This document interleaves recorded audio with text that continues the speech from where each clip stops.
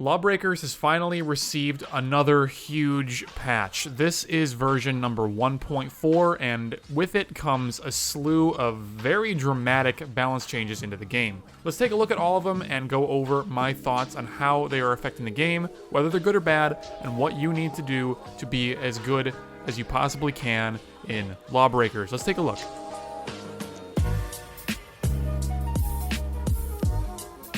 If you guys have not already seen the patch notes for this version of Lawbreakers, I strongly encourage you to pause the video here and go ahead and click on that link in the description box. That will take you in to read everything for yourself. I would strongly encourage you to read it yourself and to get a feel for what all has changed, why the developers are changing what they're changing, what their mentalities are behind making their changes before you come along into this video, because I believe that basic information, that base knowledge, is really, really key to understanding what's happening here. So we have first major change.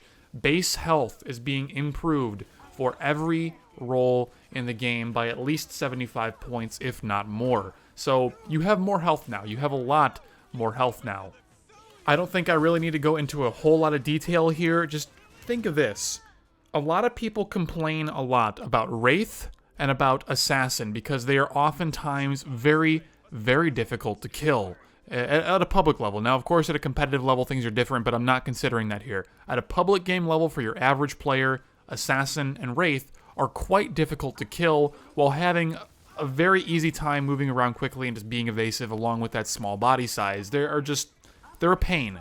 And they have been given, in the case of Wraith, 100 more health, and in the case of Assassin, also 100 more health. So these two classes, while they might have a little bit more difficult time killing you, you're going to have a similarly more difficult time killing them. And is that okay for the game? That is something that I am kind of questioning with this update. I would have really liked to see Assassin and Wraith in particular only be improved maybe by 75 points of health instead of by 100, because frankly, they're going to be too hard to kill for the average player. They're going to have too much ability to get away from engagement scot-free and then abuse what is now being added to the game for all roles as well, native health regeneration. So now you no longer have to get health packs, and you no longer have to go to the healing station in order to get heals. You can now, as long as you're out of combat for a little while, start to heal over time. And this rate is double that which Battle Medic had before the update. So before the update,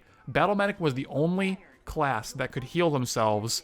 I guess Harrier kind of could with their ability, but ignoring all ability usages, Battle Medic had a native, just by design, implanted health regeneration. And now every character has it, and it's twice as good as what Battle Medic's was before. So this is going to be really, really bad feeling, I feel, for a lot of the average players out there. I mean, at the same time, it'll feel very good if they're on the winning end of a game, if they're on a winning end of the steamroll, then they can take a fight, they can win, they can back off, and instead of having to run away for health packs or try to take a weird engagement on health packs and try to, work on map control that way, they just simply sit in a corner or go back by teammates with no healers on the team, and they can heal up to full within, a good 10-15 seconds. Within one spawn wave, they're going to be pretty much back to full. And that might feel good at first for a lot of people, that they finally don't have to have that map control, have that map knowledge, and all that good stuff to, just manage health packs and take fights around health packs and try to win that way. It'll still be there, of course, but there's going to be less of a reliance on it. And it just begs the question of, is this really the change that the game needs? It might be the change that a lot of players might want and feel comfortable with and happy with in the short term, but I feel that in the long term, these changes might not be super great for the competitiveness of the game at pretty much any level, because, well, think of it this way. You have to devote a lot more time and energy and resources into killing players than you did before. The time to kill has been turned on its head. It's become a lot longer now than it used to be. So this makes you generally need to dive opponents harder. It makes you work with teammates more synergistically in order to break your way through enemies in a reasonable amount of time without having fights be drawn out for way too long and have awkward reloads in the middle and just generally not feel like a badass anymore, right? So this is exacerbated by Battle Medic's existence. So with Battle Medic, you give people what? And I think it's an 80-point shield, a 100-point shield. I'm not even sure at this moment. It's late at night. I'm sorry, but you give players, regardless of the number, a pretty hefty shield along with instantaneous healing as soon as that shield is applied to them. So you're giving them, in this patch, roughly, on average, whatever, 100 extra points of health, in addition to that shield of Battle Medic, in addition to that healing from Battle Medic as well. You're creating such a huge delta in a given player's potential health pool that it becomes really, really hard to kill people anymore, and I'm not sure that that's what the game really needs. I'm not sure that a longer time to kill is what anyone was really asking for in this game. I think for anything, people might have been asking for a shorter time to kill on some of the bigger classes, not really a longer one. So I'm not entirely sure that these changes are going to end up being really good for the game. Like I said, in the short term, it might feel good for the average player because they are not getting lit up as much, but I think very shortly thereafter they're going to realize that, well, I'm not dying as much, or rather as quickly, but I also can't freaking kill anything, because, well, Lawbreakers is by design a pretty freaking hard game, and making it even harder to kill people in an already hard game is questionable. So we're basically trying to discuss here, like, the big elephant in the room that I haven't really addressed is that there is kind of a magic number, or a magic set of numbers for what is the correct amount of health and what is the correct amount of damage in a video game to make it have the feeling that you want. And right now, the health values have gone up, damage values have pretty much stayed identical, apart from a few small changes, but it's really nothing major, like nothing to worry about. And I think that the magic that Lawbreakers had in its previous balance and its previous comparison of health to damage has kind of been lost in this update. Now, let's take a look at this. In this most recent patch, the first day that I played, I picked Enforcer on a game of Uplink on Red Falls, and I dropped, I think, 77 kills to under 10 deaths in the entire match, and that is not something that I've ever even come remotely close to achieving in this game. So what happened? Well, for one, I was a lot harder to kill because I have 100 extra points of health, and I have the ability to now heal myself over time if I stay away from fights. So I was able to essentially beat people with better overall aim and just general better positioning and everything more often than I've ever was before, because with these changes, I am basically buffed as an above average player. I'm not like a tournament level player. I'm not even a pug level player. I don't even play pugs in this game yet. But like, I think that it's reasonable to call myself the above average player within Lawbreakers. It's probably reasonable that I am a higher than average MMR player. And as a pretty decent Enforcer, I would like to think, I was able to outskill and outduel in a 1-versus-1 fight literally everyone on the enemy team repeatedly. And this might have been due to the players not being the best of players. Maybe they were all kind of below average, but that's kind of neither here nor there. The fact of the matter is, I was able, in a 10-minute game, maybe a 12-minute game, something in that ballpark, was able to drop 77 kills in Lawbreakers. This isn't Titanfall we're talking about. This isn't Call of Duty. This is Lawbreakers, a pretty long time to kill game. So you can imagine that throughout that entire game, I am just laying into people over and over and over, and they're trying to shoot me back, but I just have so much health and so much resilience now that I'm able to flex my nerd muscles on them in such a way that they cannot possibly hope to fight back. And I think that this is very indicative of just the kind of, I don't have a better word for this, but the badness of these changes. I don't think that these extra points of health and these regeneration, like this regeneration mechanic is really what the game needed. Like I said, feels good for the average player, but I think that it's just going to make the above average player even more of a stompy, steamrolly butthead than they ever have been. And that was kind of shown in my gameplay. And what happens when an actually really good player like Oluko or Rukata or Ruff or Inferno or whoever else that I just can't randomly blather off at the top of my head right now, what happens when those players play? What happens when ProJ plays or Jamie Allegro plays or one of the other like crazy assassin mains? Or what happens when Rat plays Wraith? Or what happens when Ruff plays Wraith? They're going to go 9 million and 0 repeatedly because their characters just cannot be killed because they have so much health and that native regeneration that the average puppy cannot deal with it whatsoever. And it was already nearly impossible for them to deal with it in 1.3 and before. Now they're just even more set ahead. And I guess this game is marketed as being skilled AF, and you have to be skilled AF to be good, and you got to get good and blah blah blah, but you can only force players to get so good before they're just going to get mad and leave because they can't find a fair match. So now I have to say, before I go any further, like, this is not a slam or a hit piece on Boss Key. I love Boss Key. I love the devs over there. I think they do a great job. The ones that I've met are super cool people that have been nothing but cordial and amazing to me. Now, I mean, maybe the few that I haven't met from there are dicks. I have no idea. But the few that I have met are really, really, really great people. And they care about us as players. They care about our feedback. So the whole point of this is just to give my take on how I feel the game is reacting to these changes. And I gotta say, I think that the game is reacting pretty negatively to them. I think that in the public level of play, people might be happy now, but give it a month, and I think people are gonna be not super thrilled with the state that the game is in. The competitive scene is already on its head.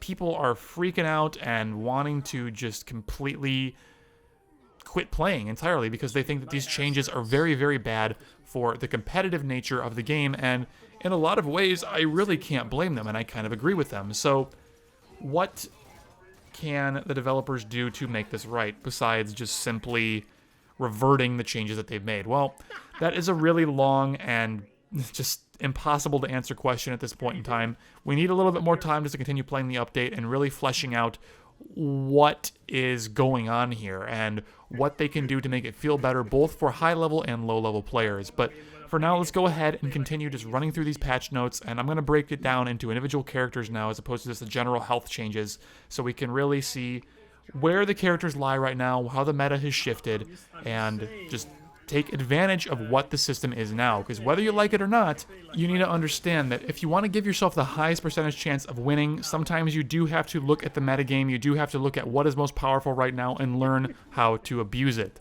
Before, you could play Gunslinger and be really good at Gunslinger and you were just the god of every server. Now, if you try to continue playing Gunslinger, you might do okay, but you're probably not going to be the god of every server anymore. And if you want to continue being the god of every server, well, maybe it's time for you to try a new character. And that first new character that we're going to cover, because this is absolutely the biggest and most important change to the metagame right now, is going to be Enforcer.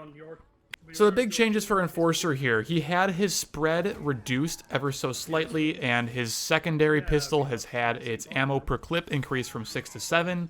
But the really, really big changes here are that Distortion Field's default active duration was increased from 4 to 6 seconds. Essentially, this means that you have 50% longer duration on your time dilation ability, which makes you shoot your gun faster, run faster, jump higher, do pretty much everything better. You switch your guns faster, reload faster. Just basically, this is just the Make Enforcer Better button. You click that button and you make Enforcer better, and it lasts for now 6 seconds total. And of course, you can still toggle it on and off whenever you choose. Whenever you hit an opponent, you get a little bit of your charge back. Whenever you get an assist or kill an opponent, you get a much larger chunk of that back. And Bloodhound missile kills and damage also apply to this. Your Badger also applies to this. The only instance of damage that you can deal with Enforcer that does not contribute to your Distortion Field is your melee attack. Everything else will give you some fuel back. So I really, really don't understand this change.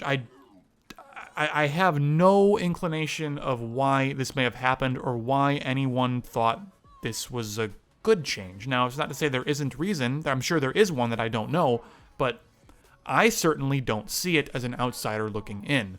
So, as a player who was not an Enforcer main, but I had what I felt was a pocket Enforcer, I felt I was a pretty strong Enforcer, and that if I could not play Titan, if I could not play Harrier, then I could always go to Enforcer and always be effective, always be useful, no matter the map, no matter the mode. I could always be a benefit to my team and always perform pretty decently. So I'm very comfortable with the class. And as long as I was intelligent in how I managed my time dilation, how I managed that distortion field, I never really felt like I was in a situation where I ran out of fuel. And even if I did, as long as I started shooting somebody and started hitting a couple of bullets on them, and I build a little bit of that charge, then I just tap shift and turn it on, my fire rate instantly boosts, and as long as my aim stays true, then I'm able to build that meter just as fast as I'm using it with the remainder of my clip, and I essentially will still have that time dilation. I keep wanting to call that distortion field. I'll keep having that distortion field up pretty much indefinitely. All it took was a little bit of micromanagement on my part.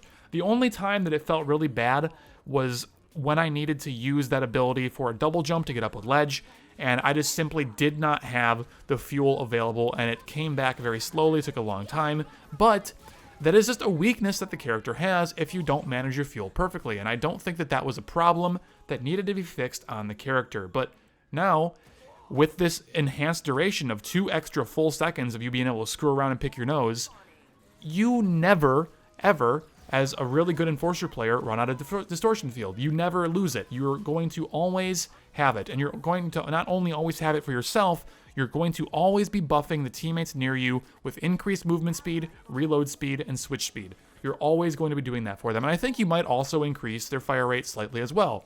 I don't know if that was changed in previous patches. It may have been. I want to say it might have been, but regardless, you're still benefiting your teammates. Now, the bonus of this ability to your own reload and weapon swap speeds was increased by 10%. So now you reload 35% faster and you swap weapons 35% faster, which is up from the previous 25%. And again, there is, in my mind, in my short-sightedness, there is no reasonable reason why this should have happened. I really don't understand what the purpose of the changes were. I don't understand why Enforcer is being buffed in this way. Enforcer was, in my opinion, one of the best balanced classes in the game before. Meme Hounds were, of course, a meme. Yes, sure, fine. But the rest of the class was totally okay in my book. I didn't think there was any problem with it whatsoever. I felt like Enforcer was very viable and should have been at least a one of in literally every team composition on every map and every mode. I felt that if I was to run a competitive team at any point in time, I would always have at least one Enforcer on my team, period. End all be all. I would always have one because I feel that they are so versatile and so strong that they always necessitated a pick.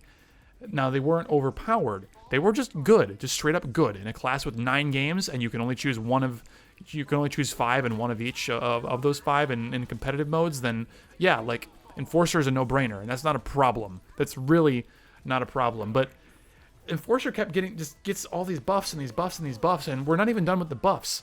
His fuel regeneration time has been decreased from 10 seconds to 7 seconds. So if you have 0 fuel, it'll take you 7 seconds to go from 0 to 100, which is faster than the 10 seconds before. Again, why is this buff to Enforcer happening? I'm really not sure. I don't think that he needed any of this. I don't think he needed a single change, but he's getting a lot, and Enforcer is definitely the tier 1 meta Slayer's pick right now. If you're trying to kill people and you're trying to kill them really well, Enforcer is the class. And not only is Enforcer going to be better at killing people now than Gunslinger was before in a lot of ways, as long as your aim and tracking are really good with that little asterisk on there, you have a much easier and better time running objectives than Gunslinger ever could. You have a really nice time in comparison to Wraith and Assassin as well, as long as you can get into 0G and you can use that distortion field with your backfire. Now, of course, it's not as good as those other characters' mobility options. Yeah, sure, fine, whatever. You're right. Okay, I can't argue with you there. But point is, Enforcer still goes really fast in 0G, and you can actually b-hop in 0G if you shoot the gun backwards while looking down a little bit. You can b-hop, you can change directions very rapidly, and you become very, very mobile in that 0G space while having a 500 points of health pool. That is as much as a Titan pre-patch with a body half the size. Like, this character is fast, this character is strong, this character is survivable, this character has every single possible thing in Lawbreakers going for it, with nearly no downsides at this point in time. Now, the one nerf that Enforcer received was that the Bloodhound rockets now only fire 3 salvos instead of 4, and your damage per rocket, which is 4 per salvo, is dropped from 40 to 38. So I'm not going to do a bunch of live math for you here, but there was basically an insignificant damage nerf that happened to the Bloodhound rockets. The only time that this damage difference really matters is if you're trying to unload into a Titan or a Juggernaut. But if you're in a situation where you can hit 3 salvos on a target, or rather, if you're in a situation where you can hit 4 salvos on a target pre-patch, then hitting 3 on them now, along with laying into them with your distortion field and primary gun, the aerator, if you can lay into them with 3 salvos plus an aerator, you're still melting them, like, instantaneously. That extra rocket, that extra few hundred damage really doesn't make that big of a difference. Like, this game now, at a higher level, is all about deathballing and is all about diving the hell out of individual targets one at a time. And losing, 160 damage off of your Bloodhound rockets actually is kind of insignificant. You would think that it would matter with all these health changes, but I don't think it does. I really don't think that this change actually hurts Enforcer in any appreciable way. I think that this nerf kind of just doesn't matter. I think it's not going to change the way that the game plays. I think it might make people a little bit less salty at the meme hounds, but apart from that, it's I don't know, man. I don't understand these Enforcer changes. I think he's really, really strong right now, and if you're looking to win your games, you're looking to just make people very sad, then Enforcer is like the best pickup in the game for you right now. So let's go ahead and bounce back to Assassin here. Assassin had the Arc Blade melee range increased a little bit. The alt fire damage was decreased, so that along with the health increases are going to make that Romorous alt fire far less problematic, or so you might initially think. And then the dash travel speed was reduced a little bit as well. So Arc Blade melee range up ever so slightly, totally fine. No problem with that whatsoever. The fact that it is now slightly more longer range than the kick melee is probably a good thing for the game. I do feel like Assassins were a little unfairly punished for getting close with the melees because I could just kick them right back and they literally could not do anything to me except try to grapple back or switch to the shotgun. So giving them that potential to outskill me and play footsies with my literal foot is actually really good for the game in general. I think that maybe Assassin might even need 450 range instead of 425. Now, I would not go any higher than 450, but I think that if you were to put Assassin at that level, that would allow the Assassin to play that cerebral mind game of staying just outside your melee range, trying to bait you into missing a melee and then punishing you for it. Now, of course, that is kind of a cerebral ideal that I might have just with my fighting game history.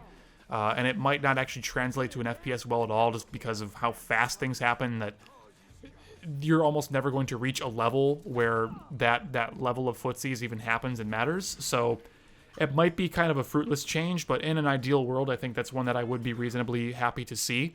I don't like the fact that there's melee weapons in shooting games. I say that all the time in my stream, and that it tilts me, whatever. But truth be told, if this is going to exist, this is going to be a thing. So you might as well do it that way. So this push in the that slight push in the range of the realm of having a positive range change to this is pretty good, I think. The alt fire damage reduction, I think, will not matter whatsoever. The problem with Assassin in my book, and to why the class is so infuriating to play against at a mid to high level, is really not even that right click. I mean, it is the right click in a lot of ways, but it's also the grenade in a lot of ways. So the big thing with Assassin was before they could do the right click and then they could instantly cancel that into the grenade, which is a big spike of damage. And then the grenade also does another 50 damage while pushing you away. If you use a projectile weapon, then your character is literally completely useless for a good couple of seconds while the Assassin can reload for free and then continue peppering you or just run away. And frankly, it doesn't take a whole lot of skill to do. It takes very minor practice to get used to that and to just get into the mindset of doing this. So really, what Assassin's game plan has not changed much here. Assassin is still going to sit on the sidelines, is still going to right-click people coming out of spawn, followed by instantly pressing E on them, and then dashing away, and any damage that they did take is now going to be healed passively by the game's health changes. So I think assassins are going to be stronger than ever. I think assassins are just going to be as annoying as they always have been, if not more annoying. They're going to be very hard to kill, and I am very scared of the changes to this class. Now, the one saving grace that I think is that with these health changes and the lack of damage increases along with the health changes is that I think the Assassin's ultimate ability is a little bit less crazy, but at the same time, because Assassin's max health is greater, if you get Assassin down to 25 health and then she ults, she's going to go right back to 400, like almost in the blink of an eye, and that is just so much more vitality for the class with one that a lot of people would complain they felt already had too much vitality from the lifesteal in that ultimate ability. So it's hard to say. Assassin is always going to be a sore spot for me. And I think that if you were not already playing Assassin, I think now is a pretty good time to start. I think that the class is as strong as it's ever going to be in this state, and this is a good time to take advantage of that. Battle Medic was also affected slightly with these changes. Actually, they received a little bit of a nerf, but a couple of buffs to go along with it. So Lobber Grenades direct hits do a little bit more damage now. Cool, whatever. Support drone range decreased by about 25%. That's actually pretty good for the game. Makes battle medics have to play a little bit more aggressively, which is fine considering the fact that they have so much more health now. Forcing them to play aggressively while having that higher health pool just generally makes for a better game, I think. So I'm actually very, very okay with those changes, and I think that they're very healthy. Finally, we have a bullet point that says removed increased gravity modifier. I honestly have no idea what that means, so I'm just going to go ahead and gloss past it because I don't know what it actually implies for the game. Gunslinger is now in the dumpster. His fully charged Omega was dropped by 20 damage. His base damage of the no charge on Omega was dropped to 70. Now, sure, the Omega damage will scale a little bit better when you're firing it at a middle-ish level of charge. It'll be somewhere between 70 and 130 damage if you're in point-blank ranges, but it's not that big of a change. I mean, it's nice, but it's not enough to bring the class back. Now, your base damage with the no charge headshot. So if you shoot the Omega instantly without charging it and you get a headshot, your multiplier goes from 1.1 to 1.5x. So that'll help. If you need to get a quick tap on somebody, you can manage to get that headshot, then that'll help Gunslinger in that really close range, along with the Omega's base damage during a warp combo being increased from 45 to 70. So Gunslinger is going to be more combo-based now. Going to be more based upon that warp combo in order to deal a lot of damage, and it's going to be more focused on that close-range engagement. So Gunslinger will not be as oppressive in 0G, will not be as oppressive in those mid-range fights. Gunslinger will need to get a little bit closer and be a little bit more aggressive, and that's not really a terrible thing. But Gunslinger is, I think, in general, just pretty weak right now. They have these damage nerfs alongside the health increases, and it just kind of is a double dip for Gunslinger, and it's really, really hurting him right now. I think that maybe if they didn't change his damage numbers at all, and they just changed the health values, then the class might have been better off, but basically the game changed significantly against Gunslinger's favor. So I don't know. This is just one of those symptoms of, I think, maybe Boss Key made too many big changes all at once, and now the game is in a really, really awkward state because of it. But then again, people really wanted to see changes, so I mean, they're not wrong for doing what they did, but, they did have to make a choice, and these are the repercussions of the choice that they made. So hopefully in a future update, we can see Gunslinger get buffed back up just a little bit and brought back into line with the rest of the cast, or maybe some of these health changes will be reverted. Who's gonna know what the right answer is? But there's a couple of possibilities there, and right now, if you're a Gunslinger main, might be better off if you switch off and you try some Enforcer instead. Next up, we got Juggernaut. Some very minor changes here that don't even affect gameplay. The only big ones that affect gameplay that I can think of off the top of my head are the fact that now when you deactivate your armoring up, it does not continue consuming fuel for a split second after you deactivate it, which in a lot of times, if you're trying to min-max your fuel consumption and turn off your armor right before your fuel runs out, now you can do that much more consistently because, and here's the reason, is when you fully deplete Juggernaut's fuel meter, it does not recharge. You have to wait a good 3 seconds. It feels like 3 million seconds, but it's about 3 seconds in actuality. And then you get your entire full stick of butter back all at once.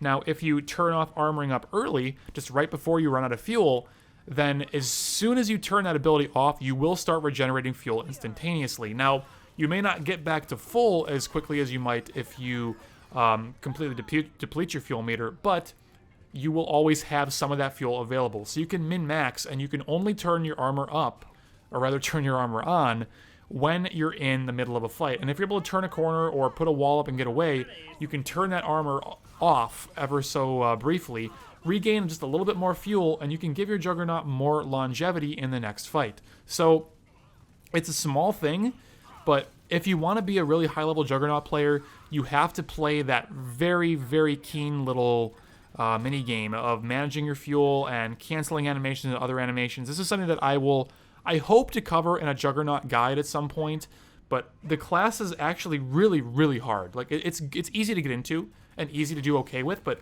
if you want to be the best Juggernaut in the world, it takes a lot of work, and you have to really understand all of Juggernaut's animation cancel. So that entire guide video, whenever it comes out, if it ever comes out, will be literally nothing but like 5 hours of animation cancels. So just understand that your fuel is very important. Min-maxing your fuel is very important, and that one particular change of Juggernaut will make the class a lot better in that regard, making it just stronger overall. So Juggernaut is going to be one to look out for if you can put the effort in. But it's definitely a meme class for sure, but it's one that could kind of be okay in some situations if you really, really work hard at it. Finally, we've got Vanguard and Wraith. Vanguard received some very minor changes just to mobility. So top speed is down, but acceleration is up. I'm okay with that. The class felt very unresponsive before, where if you were to try to fire your afterburners to start moving, it takes a long time to start reaching a good speed. And then once you reach that speed, then you were going pretty fast. But it took a while to reach that speed. So now they're trading max speed for acceleration, and I am very cool with that. It's going to make the class feel a lot more responsive. So cool. Wraith had some very significant changes, and long story short, according to the best Wraith players out there, who are much better video gamers and much better Wraith players than I, they say that the class is horrible and awful and has been removed from the game with these changes. So I'm not even going to go into a whole lot of depth with them, because if they're not happy with it and they feel the class is unplayable as like the biggest Wraith supporters out there, then who am I to try to argue with them? So go ahead and read the patch notes for those Wraith changes, but I don't know about this class right now. I understand what they're trying to do by changing the mobility on it, but it's going to make the class feel more fun and interactive to play against for the low-level player, but it did completely kill it and murder it at a high level. So this is a hard issue. I really don't understand this one well enough to speak my mind on it, so just try to make your own decisions on this one. I really don't have a good tap on this one.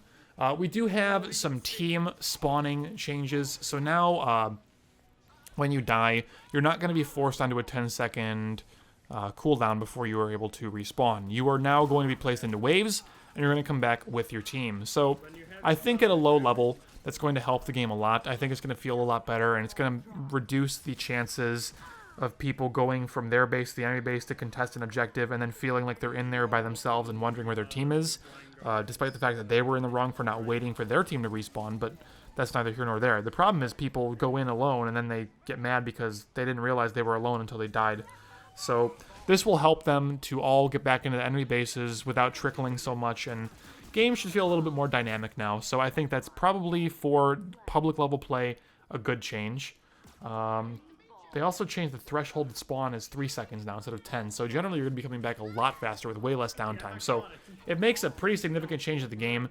It makes defensive teams a lot more favored, but at the same time, you have those defensive teams being favored alongside the offensive teams having that health regeneration on their side. It's because it's kind of generally going to be on their side a little bit more than defenders, so it is an interesting way of trying to rebalance, but again, this is one of those situations where too many huge things have been changed all at the same time, and it's hard to draw an intelligent conclusion at this point in time. But I would watch this team spawning bit very closely. I think that it has potential to either be very good for the game or very bad for the game.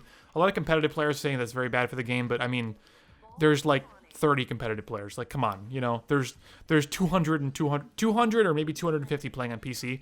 in general, and 30 of them are competitive players. Like, yeah, they make up a very high percentage of the player base by, you know, like relativity, but I mean, come on, it's like, I love the competitive guys, and I do feel the game should be balanced for them, but I mean, if it's at the cost of public level play in a significant way, like this might be, then I mean, this might actually be a good change, because it just makes the game play better for the average Joe. And at this point, the game needs to retain as many players as it possibly can, so it's kind of a good thing. You know, if this were Titanfall we were talking about, which had a player base, then it's different. But this game kind of is just lacking the players, and you sort of need to make changes that might not be as healthy for the game at a high level, just so you can get the regular Joes in there and having fun, because they deserve to have fun. So I don't know. This is one of those changes that I'm 50-50 on, because I kind of don't want to see this change, but at the same time I do, because it benefits so many people while hurting so few. I don't know. Really don't know. What I do want to say, though, that I really like is that in certain game modes, I think like Blitzball is a big example of this, you now will have an indicator right above your crosshair stating exactly what is going on in the game. So if you have the Blitzball, it'll say you have the ball. If you're pulling the shield off of a Blitzball, it'll say that you're pulling the shield off. Whatever the objective at that particular moment is, it will tell you. So now you already know. Are you contesting an objective? And you know for sure if you're contesting. You know for sure if you're carrying a ball. You know for sure if whatever happens. So it's a really nice and subtle change. The font was good. The size of the text is good. It is the right it is the right size, right location, right opacity, correct everything to be noticeable without being jarring, without getting in the way. And I think that whoever designed that, I think that it took more than, you know, it wasn't like a 5-minute little slap on. I think that's something that they took a lot of time to really fine-tune and get just right. And whoever's responsible for it, you did an A+ job. I think that looks fantastic. And I'm really happy that it finally got added. I think it's a really good thing for just the mental health of the average player to understand what's happening a little bit more easily. Anyways, everyone, that'll pretty much do it for my coverage of the update here. Again, I just wanted to keep it pretty focused on the balance and the overall game state. If you guys want to check out all the other little things, like the other cool stuff they've done, like bug fixes and just whatever else that they've done in this update, go and check the link in the description box down below. That will take you to the patch notes article, and you can see everything in full detail there. But anyways, guys, I hope that you have found this video insightful. I hope you've learned something new. I hope you've enjoyed at least listening to my standpoints on it. If you disagree, that's fine. I'd love to hear it in the comment section down below where I'm wrong and how I'm the worst person ever. But if you like what I've said, then, you know, make sure to leave a like and all that cool stuff, and let me know what you are feeling about the current state of Lawbreakers, because I think that the game is in an interesting state right now. I think that some of these changes were fairly bad for the game, but some of them were pretty good as well. And I think that the team over at Boss Key is doing a good job in making these influential changes to their game, because making small changes and then more small changes, then more small changes, then more small changes, it's really hard to get the balance just right. But if you can take one extreme and say, okay, we know that this is pretty much okay. What if we do something radically different way over here? Then you can really see what sticks, what doesn't stick, and you just rein back on what doesn't stick. And then it's a much easier way of you developing your game. You can go from step A to step B, and then finally step C, which is the correct one, is going to be somewhere in the middle. I'm sure there's a proper like Gama Sutra article about this somewhere, but like really that seems to be a really decent way of actually balancing and developing your game. So I understand why they're doing what they're doing. And hopefully they can take some feedback from me here along with the other professional players out there and really get their game tuned the way they want it. So anyways, everyone, I will see you all in the next video. Thanks for watching. Take care.